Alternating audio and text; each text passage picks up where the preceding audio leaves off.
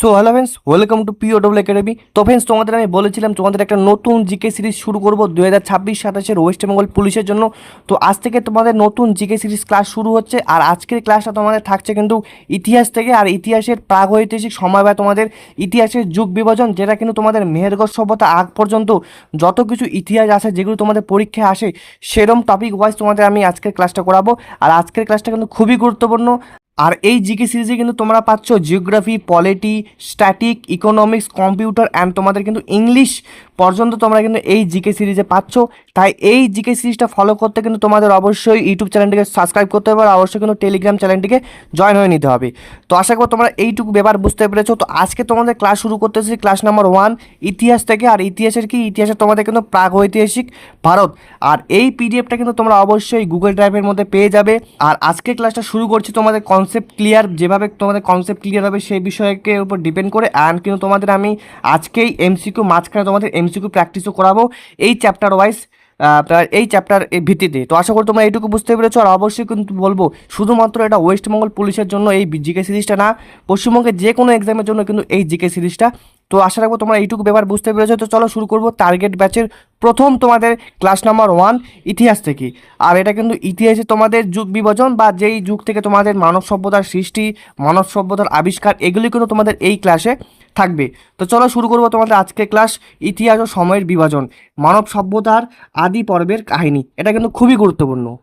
তো প্রথমে তোমাদের যেই যুগগুলি সম্পর্কে জানতে হবে সেই যুগগুলি হচ্ছে প্রাগৈতিহাসিক যুগ, আদি ঐতিহাসিক যুগ এবং ঐতিহাসিক যুগ। এই যুগগুলির বৈশিষ্ট্য কী কী?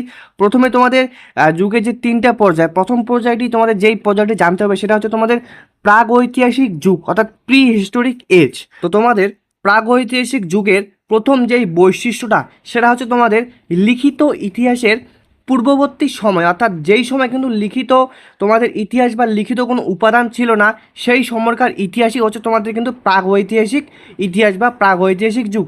এরপরে মানুষের আবির্ভাব থেকে লিপির প্রচলন পর্যন্ত সময়কাল, অর্থাৎ মানুষ আবির্ভাব হয়েছিল এই সময় এবং এই সময় কিন্তু কোনো লিপির ব্যবহার ছিল না, সেই সময়কার পর্যন্ত যেই সময়কালটা সেটারই নাম হচ্ছে তোমাদের প্রাগৈতিহাসিক যুগ বা প্রি হিস্টোরিক এজ।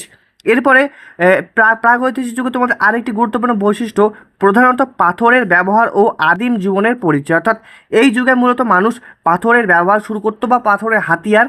এরপরে কিন্তু এই যুগের জীবনের যে পরিচয় সেটা কিন্তু আদিম, অর্থাৎ এই যুগে তোমাদের যে হোমোসেপিয়েন্স, সেপিয়েন্স এসব কিন্তু তোমাদের এই যুগেই ছিল। এরপরে এই যুগে যেটা গুরুত্বপূর্ণ যুগ সেটা হচ্ছে তোমাদের প্যালিলিথিক, মেসোলিথিক, নিওলিথিক ও তাম্রপ্রস্তর যুগ কিন্তু তোমাদের প্রাগৈতিহাসিক যুগের মধ্যেই পড়ে। এইটুকু বুঝতে পেরেছো আশা করি। তো চলো এরপর তোমাদের যে যুগটি সেটি হচ্ছে তোমাদের আদি ঐতিহাসিক যুগ বা প্রোটো হিস্টোরিক এজ। তো এই যুগের প্রথম যে বৈশিষ্ট্যটা সেটা হচ্ছে তোমাদের লিখন পদ্ধতি জানা ছিল কিন্তু নিজস্ব লিপির ব্যবহার ছিল না, অর্থাৎ আদি ঐতিহাসিক যুগের লিপির ব্যবহার ছিল কিন্তু সেটা পাঠ্যোদ্ধার করা সম্ভব হয়নি এবং নিজস্ব কোনো লিপিও কিন্তু ছিল না এই আদি ঐতিহাসিক যুগের। এই আদি ঐতিহাসিক যুগের ইতিহাস কিভাবে জানা যায়? তো আদি ঐতিহাসিক যুগের যে ইতিহাসটা সেটা কিন্তু বিদেশি পর্যটক ও শিলালিপি থেকে কিন্তু এই যে আদি ঐতিহাসিক যুগের যে ইতিহাস সেটা কিন্তু রচনা হয়েছিল বা জানা যায়। এরপরে সিন্ধু সভ্যতা, বৈদিক যুগ, মহাজনপদ এবং মৌর্য যুগ এগুলি কিন্তু তোমাদের আদি ঐতিহাসিক যুগের মধ্যেই পড়ে। তবে তোমাদের যে নিজস্ব লিপির ব্যবহার সেটা কিন্তু তোমাদের সিন্ধু সভ্যতা পর্যন্তই ছিল এবং সিন্ধু সভ্যতার একটা সিন্ধু লিপি এখনও পর্যন্ত কিন্তু পাঠ্যোদ্ধার করা সম্ভব হয়নি। তাছাড়া তোমাদের বৈদিক যুগের মহাজনপদ, মৌর্য যুগ এবং বিভিন্ন যে শিলালিপি সেগুলো কিন্তু পাঠ্যোদ্ধার করা সম্ভব হয়েছে। অর্থাৎ এই যে তোমাদের বৈদিক যুগ থেকে শুরু করে যে তারপরে যে যুগগুলো সেটা কিন্তু আদি ঐতিহাসিক যুগের সর্বশেষ যুগ ছিল, সেজন্য কিন্তু বৈদিক যুগ, মহাজনপদ এইগুলি কিন্তু তোমাদের এই শিলালিপিগুলো কিন্তু পাঠ্যোদ্ধার করা সম্ভব হয়েছে। শুধুমাত্র সিন্ধু সভ্যতা যে সিন্ধু লিপি সেটা কিন্তু পাঠ্যোদ্ধার করা সম্ভব হয়নি। এরপরে ঐতিহাসিক যুগ, অর্থাৎ ঐতিহাসিক যুগ বা হিস্টোরিক এজ যেটা বর্তমানে চলছে, অর্থাৎ লিখিত ইতিহাসের যুগ বা লিপিবদ্ধ তথ্যের যুগ। অর্থাৎ এই সময় কিন্তু লিখিত ইতিহাসের যুগ ছিল এবং এটি কিন্তু লিপিবদ্ধ তথ্যের যুগ। নিজস্ব লিপি ও ডকুমেন্ট মাধ্যমে ইতিহাস সংরক্ষিত হয়, অর্থাৎ নিজস্ব লিপি ছিল এবং ডকুমেন্টের মাধ্যমে কিন্তু এই যে হিস্টোরিক এজের তোমাদের যে লিপিগুলো বা ইতিহাসগুলো সেটা কিন্তু সংরক্ষণ করা হয়। এরপরে গুপ্ত যুগ থেকে আধুনিক যুগ পর্যন্ত সময়কাল, অর্থাৎ গুপ্ত যুগ থেকে আধুনিক যুগ পর্যন্ত সময়কালকে মূলত তোমাদের হিস্টোরিক এজ বা ঐতিহাসিক যুগ কিন্তু বলা হয়। এগুলো তোমাদের সচরাচর পরীক্ষা না আসলেও কিন্তু তোমাদের এসব জিনিস জানতে হবে। কোন যুগ এবং কি এবং এই যুগের বৈশিষ্ট্য কী সেটা কিন্তু তোমাদের অবশ্যই জানতে হবে। তো এখন পরবর্তী স্লাইডের দিকে যাব। পরবর্তী স্লাইডে গুরুত্বপূর্ণ যে তথ্যটা সেটা হচ্ছে তোমাদের কিন্তু থাকবে প্রাচীন প্রস্তর যুগের বৈশিষ্ট্য। তো প্রাচীন প্রস্তর যুগে তোমাদের প্রথম যে বৈশিষ্ট্য সেটা হচ্ছে তোমাদের এই যুগের মানুষ প্রথম আগুনের ব্যবহার শিখে, অর্থাৎ প্রাচীন প্রস্তর যুগের মানুষ প্রথম কিন্তু তোমাদের প্রথম যে আগুনের ব্যবহার সেটা কিন্তু শেখে। এরপরে মানুষ ছিল যাযাবর, খাদ্য সংগ্রাহক এবং শিকারী, অর্থাৎ প্রাচীন প্রস্তর যুগের মানুষ ছিল কিন্তু যাযাবর, খাদ্য সংগ্রাহক এবং শিকারী। আর প্রশ্ন কিভাবে আসে যে প্রাচীন যুগের মানুষ প্রথম আগুনের ব্যবহার কোন যুগে শেখে? তো সঠিক উত্তর হবে প্রাচীন প্রস্তর যুগে। এটুকু আশা করি বুঝতে পেরেছো। এরপরে যে বৈশিষ্ট্য সেটা হচ্ছে তোমাদের মূলত পাহাড়ের গুহায় বসবাস করতো, অর্থাৎ প্রাচীন প্রস্তর যুগের মানুষজন কিন্তু পাহাড়ের গুহায় বসবাস করতো। এরপরে হাতিয়ার ছিল বড় এবং অমিশ্রণ পাথরের তৈরি, অর্থাৎ এই হাতিয়ারগুলি ছিল বড় এবং এই হাতিয়ারগুলি ছিল অমিশ্রণ, যা কিন্তু তাদের শিকার করতে অনেক সমস্যা হতো এই পাথরগুলো দিয়ে বা এই তোমাদের হাতিয়ারগুলো দিয়ে। তো পরবর্তী স্লাইডের দিকে যাওয়ার অবশ্যই বলবো এই যে মূলত পাহাড়ের গুহায় বসবাস করতো, এই সময় কিন্তু তোমাদের ভীমবেটকা গুহাচিত্র কিন্তু এই সময়কারই তোমাদের একটা গুরুত্বপূর্ণ গুহাচিত্র। তো বুঝতে পেরেছো। তো ভীমবেটকা নিয়ে পরে আলোচনা করছি, ভীমবেটকা তোমাদের এই ক্লাসের মধ্যেই আছে। তো এখন তোমাদের আলোচনা করবো আমি প্রাচীন প্রস্তর যুগের হাতিয়ার বা হাতিয়ারের বৈশিষ্ট্য। তো এখানে দেখতে পাচ্ছ ছবিতে তোমাদের আমি তুলে ধরেছি। তো হাতিয়ারের বৈশিষ্ট্যের মধ্যে পড়বে তোমাদের এই যুগের মানুষ মূলত কোয়ার্টজাইট পাথরের ব্যবহার করতো, অর্থাৎ এই যুগের মানুষরা কিন্তু তাদের কোয়ার্টজাইট পাথরের ব্যবহার করতো, তাই তাদের কিন্তু কোয়ার্টারজাইট মানুষ বলা হয়। এটা কিন্তু খুবই গুরুত্বপূর্ণ প্রশ্ন এবং পরীক্ষায় আসার প্রশ্ন। এরপরে হাতিয়ারগুলি ছিল বড় এবং ভোঁতা। প্রধান হাতিয়ারের মধ্যে কুঠার, চপার এবং ক্লিভার ছিল, অর্থাৎ এই হাতিয়ারগুলি ছিল এবং ভোঁতা কিন্তু তার প্রধান হাতিয়ারগুলির নাম হচ্ছে কুঠার, চপার এবং ক্লিভার। পাশে দেখতেই পাচ্ছ এই ছবিগুলির মাধ্যমে তোমরা। তো চলো এখন পরবর্তী স্লাইডের দিকে যাব। পরবর্তী স্লাইড হচ্ছে তোমাদের মধ্যপ্রস্তর যুগ বা পরিবর্তনের সময়। এই সময় তারা কি করেছিল সেটা নিয়ে আলোচনা করব।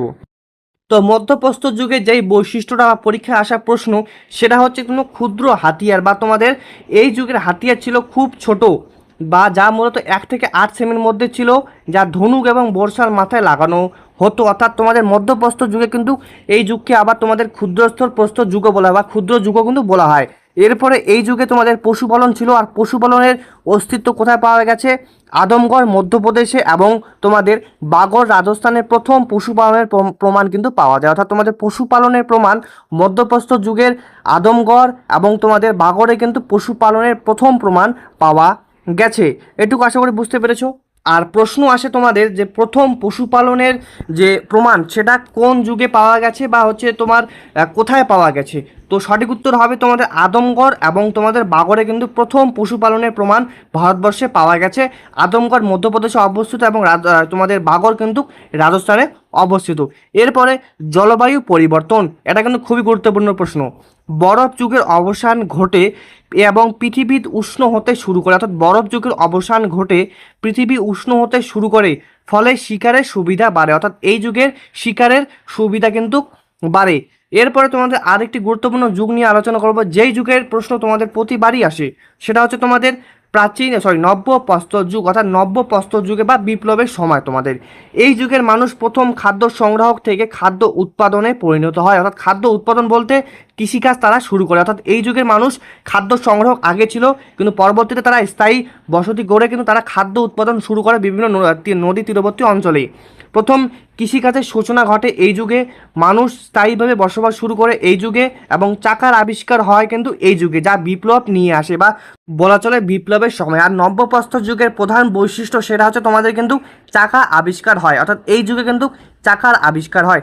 এবং পরবর্তী যে পয়েন্টটা সেটা কিন্তু মাটির পাত্র ও মৃৎশিল্পের কিন্তু সূচনা ঘটে তোমাদের নব্যপ্রস্তর যুগে। অর্থাৎ নব্যপ্রস্তর যুগে খুবই গুরুত্বপূর্ণ, কেননা এই যুগে তোমাদের কৃষিকাজের সূচনা ঘটে, মানুষ স্থায়ীভাবে বসবাস শুরু করে, চাকার আবিষ্কার ঘটে এবং তোমাদের কিন্তু মৃৎশিল্পের কিন্তু সূচনা এই যুগেই ঘটে। এই যে 3টা যুগের মধ্যে সব থেকে বেশি ইম্পর্টেন্ট তোমাদের নব্যপ্রস্তর যুগ। তো এখন তোমাদের কিছু গুরুত্বপূর্ণ প্রশ্ন উত্তর আলোচনা করব, এরপর তোমাদের আর কিছু প্রাগৈতিহাসিক কেন্দ্র আছে সেগুলি তোমাদের একটু পরে আমি আলোচনা করব। তো তোমাদের এখন আলোচনা করব আমি তোমাদের যেগুলি ক্লাস করালাম সেগুলি গুরুত্বপূর্ণ কিছু প্রশ্ন যেগুলি তোমাদের পয়েন্টের মধ্যে ছিল না, সেই প্রশ্নগুলি এখন তোমাদের আলোচনা করব। তাই অবশ্যই বলবো ডিসিপ্লিন, ডেডিকেশন এবং সাকসেস, তাহলে কিন্তু তোমাদের West Bengal police 2026-27 selection 100% confirm. তো শুরু করবো তোমাদের আজকের প্রথম প্রশ্ন উত্তর পর্ব নিয়ে। সেটা হচ্ছে তোমাদের ভারতের কোন প্রাগৈতিহাসিক স্থানটি প্রাচীনতম গুহাচিত্রের জন্য বিখ্যাত? অর্থাৎ ভারতের কোন প্রাগৈতিহাসিক স্থানটি প্রাচীনতম গুহাচিত্রের জন্য বিখ্যাত? তো অপশনের দিকে যাব। তো অপশনে প্রথমে হচ্ছে তোমাদের অজন্তা, ভীমবেটকা, বাগড় এবং তোমাদের কুর্নুল গুহা। তো তোমাদের কি বলেছিলাম যে তোমাদের প্রাগৈতিহাসিক যুগের বা প্রাগৈতিহাসিক স্থানটি প্রাচীনতম গুহাচিত্রের জন্য বিখ্যাত, সেই কোন স্থানটি? একটু আগে তোমাদের বললাম, তো উত্তর কী হবে বলো? তো বন্ধুরা এই প্রশ্নটি সঠিক উত্তর হচ্ছে অপশন বি, ভীমবেটকা। অর্থাৎ ভারতের ভীমবেটকা প্রাগৈতিহাসিক স্থানটি প্রাচীনতম গুহাচিত্রের জন্য বিখ্যাত। আর এই ভীমবেটকার গুরুত্বপূর্ণ যে বৈশিষ্ট্য সেটা হচ্ছে তোমাদের এটি মূলত তোমাদের প্যালিওলিথিক এবং মেসোলিথিক যুগের মানুষের জীবনযাত্রা তুলে ধরে। জীবনযাত্রা বলতে নাচ, শিকার, পশুপালন, যেটা কিন্তু এই গুহাচিত্রের গুরুত্বপূর্ণ বৈশিষ্ট্য। আর এই তোমাদের গুহাচিত্র সেটা কিন্তু তোমাদের বর্তমানে তোমাদের যে মধ্যপ্রদেশে কিন্তু অবস্থিত, অর্থাৎ বর্তমানে ভীমবেটকাটি মধ্যপ্রদেশে অবস্থিত। তো এইটুকু আশা করি বুঝতে পেরেছো এই ভীমবেটকা সম্পর্কে। তো চলো এখন পরবর্তী প্রশ্ন দিকে যাবো। আর এই প্রশ্নগুলি যেগুলি তোমাদের আমি করিয়েছিলাম সেই প্রশ্নগুলি কিন্তু এখানে তোমাদের তুলে ধরেছি। তো মেহেরগড় সভ্যতার আগে মেসোলিথিক যুগের ভারতের প্রথম পশুপালনের প্রমাণ কোথায় পাওয়া যায়? অর্থাৎ মেহেরগড় সভ্যতার আগে মেসোলিথিক যুগে ভারতের প্রথম পশুপালনের প্রমাণ কোথায় পাওয়া যায়? অপশন বাগড় এবং আদমগড়, অপশন বি বুরজাহম এবং গ্রুফকাল, অপশন সি কালিবঙ্গা এবং লোথাল, অপশন ডি চিরান্ত এবং তোমাদের কোল্ডি হওয়া।